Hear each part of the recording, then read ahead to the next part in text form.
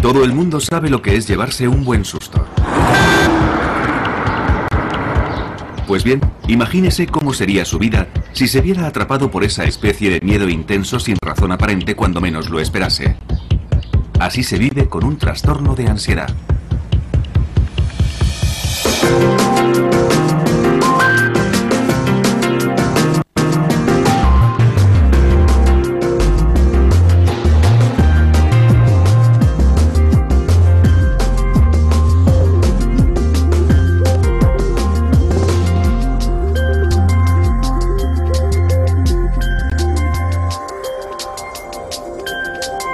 Es normal sentir desasosiego en situaciones angustiosas o peligrosas, pero normalmente pasa rápido y la vida continúa. Sin embargo, la ansiedad es continua y para algunas personas no pasa. Se convierte en un problema que termina controlando sus vidas. Me di cuenta de que me dejaba llevar por el pánico cada vez que salía de casa. Mi casa era el único lugar seguro, así que si estaba dentro de estas paredes me sentía segura. Incluso tener que ir al buzón era algo tremendo. Sandra Snow tenía 30 y pocos años, estaba felizmente casada y tenía 2 hijos de menos de 5 años cuando la ansiedad empezó a apoderarse de ella. Cada vez que salía y cogía el coche, estaba deseando volver a casa. Y nada más llegar me empezaba a sentir bien. Descansaba un rato y me ponía bien. Después empecé a pensar, no son simples mareos, tiene que ser algo más. Tenía palpitaciones en el coche, me sentía mareada, con náuseas e incómoda. Y llegó un momento en que dejé de salir, siempre estaba en casa, ponía excusas, decía que no me encontraba bien, que tenía dolor de cabeza, que tenía algún virus estomacal, que estaba enferma, que los niños no estaban bien. Me inventaba cualquier excusa. Al recordarlo, Sandra es consciente de que evitó hacer ciertas cosas durante mucho tiempo. Pero después de 3 meses particularmente agobiantes a cargo de sus 2 hijos pequeños, de un marido enfermo, un negocio y de ella misma, la ansiedad le superó. Hace como un año, digamos que empecé a evitar algunas cosas. No quería ir al cine y cosas así, ni estar entre mucha gente. Y además creo que el estrés de cuidar de mi familia también influyó de alguna manera. Durante los 7 años siguientes, Sandra vivió un constante miedo diario a los ataques de pánico que llegaron a controlar su vida. Es una sensación horrible. Por eso la gente dice que debe ser parecido a un infarto. El corazón te late muy rápido y tienes un ligero dolor en el pecho. Te falta la respiración, la cabeza te da vueltas, te tiemblan las rodillas y no sabes si vas a vomitar porque todo es muy confuso. Tienes el estómago, la cabeza, todo el cuerpo como sobresaltado. Supongo que es una especie de sobresalto, una sensación horrible. En el núcleo de estas sensaciones tan desagradables está la ansiedad y un mecanismo que todos tenemos para sobrevivir al peligro inminente que es luchar o huir. Se conoce como respuesta lucha-huida. La ansiedad es un síntoma normal. Todos somos capaces de experimentarla. Pero en los trastornos de ansiedad, las rutas de dicha ansiedad son demasiado sensibles. Afectan mucho más a la gente que sufre trastornos de ansiedad que a la gente que no tiene esos problemas. Estas rutas de ansiedad afectan a 3 partes principales del cerebro.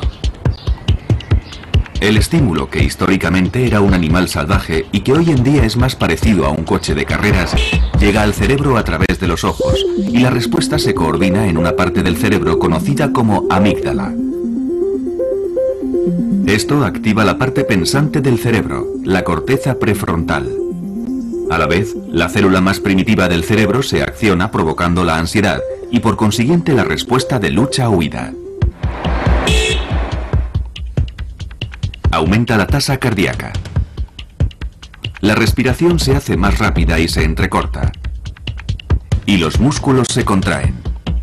Todo ello tiene como objetivo sobrevivir al peligro físico, pero lo que hace es provocar un ataque de pánico por una mala interpretación provocada por los trastornos de ansiedad. Porque si se padece un trastorno de ansiedad, estas partes del cerebro se activan fácilmente. Se sufre un ataque de ansiedad Y al experimentar miedo, se tiene un pensamiento distorsionado. Algo terrible va a ocurrir. Vas a perder el control. Vas a sufrir un infarto. Vas a morir. Y para el 10% de personas que sufrirán un ataque de pánico, es el miedo a tener otro lo que puede producir que se instale el trastorno. Bueno, el típico ejemplo es el de una persona que sufre un ataque de pánico en un lugar muy concurrido, como un supermercado lleno de gente un jueves por la tarde. Es una experiencia verdaderamente horrible. La persona vuelve a su casa pensando en cuándo tendrá otro de esos ataques de pánico. Terminan sintiendo una ansiedad permanente. Se denomina agorafobia, que etimológicamente significa miedo a los lugares públicos abiertos, es decir, se tiene miedo a ir a cualquier lugar desprotegido. Evidentemente no quieres tener otro ataque de pánico, así que solo piensas en el próximo ataque y en el lugar donde te ocurrirá, ya que puede pasarte en el sitio más inesperado. Y no quieres estar fuera de tu casa cuando ocurra, porque no quieres sentirte vulnerable. ¿Cómo vas a sobrellevarlo si estás fuera? Es decir, cuando estás fuera, no puedes llegar a casa rápidamente. Así que terminas evitando salir, porque sabes que si tienes un ataque en el supermercado, no volverás al supermercado. Si tienes uno en la lechería, no volverás a la lechería. Y terminas evitando todo lo que te hace sentir incómoda, que finalmente es todo. Durante 7 años, Sandra apenas salió de su casa, y mientras algunas personas que sufren ataques de ansiedad o agorafobia tienen muy pocos ataques de pánico, para Sandra formaban parte de su vida, y cualquier cosa podía desencadenarlos en cualquier momento, como por ejemplo, salir por la puerta de su casa. Digamos que mi desafío cada mañana era salir a recoger el correo. Me obligaba a hacer ese tipo de cosas insignificantes. Pensaba que ir al buzón era mi forma de hacer algo. Me hacía sentir un poco útil, así que ir a recoger el correo era una especie de objetivo diario. Incluso haciendo eso, el riesgo de sufrir un ataque de pánico siempre estaba ahí y siempre era muy desagradable. Te tiemblan las piernas. Sientes que te tienes que agarrar a algo. Yo me tenía que agarrar a lo que fuera. Si no tenía un bastón, me tenía que agarrar a un seto o a algo que tuviera cerca. Pero tenía que agarrarme a algo para no descentrarme, para poder dar el siguiente paso. Necesitaba algo donde agarrarme. La cabeza te da vueltas. El corazón se te acelera. Yo no podía mirar a los lados, solo podía mirar al buzón y después darme la vuelta y volver.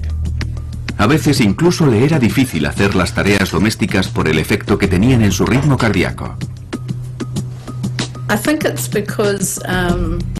Creo que es porque cuando haces algo extenuante, aunque pasar la aspiradora no lo sea, estás haciendo algo que acelera tu ritmo cardíaco. Y esas palpitaciones son parecidas a las que tienes cuando sufres un ataque de pánico. Es una sensación que la mayoría de la gente ni siquiera nota y aunque lo hagan no le dan importancia.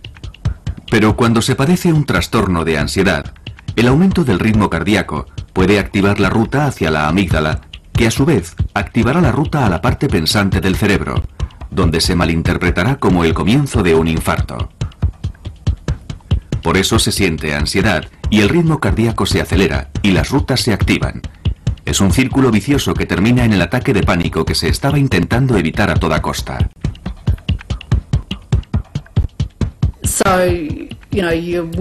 Así que cuando estás activa, sientes que tu corazón va a un ritmo diferente al normal. Y yo solo pensaba en eso. Y creo que por eso me sentía tan incómoda pasando la aspiradora.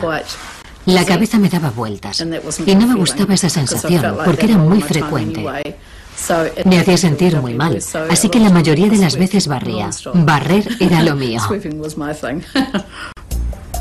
Dependiendo de la naturaleza del trastorno de ansiedad, se dejan de hacer ciertas cosas para evitar lo que se cree que provocará el siguiente ataque de pánico. La palabra ratones no se podía decir en casa, ni ratón.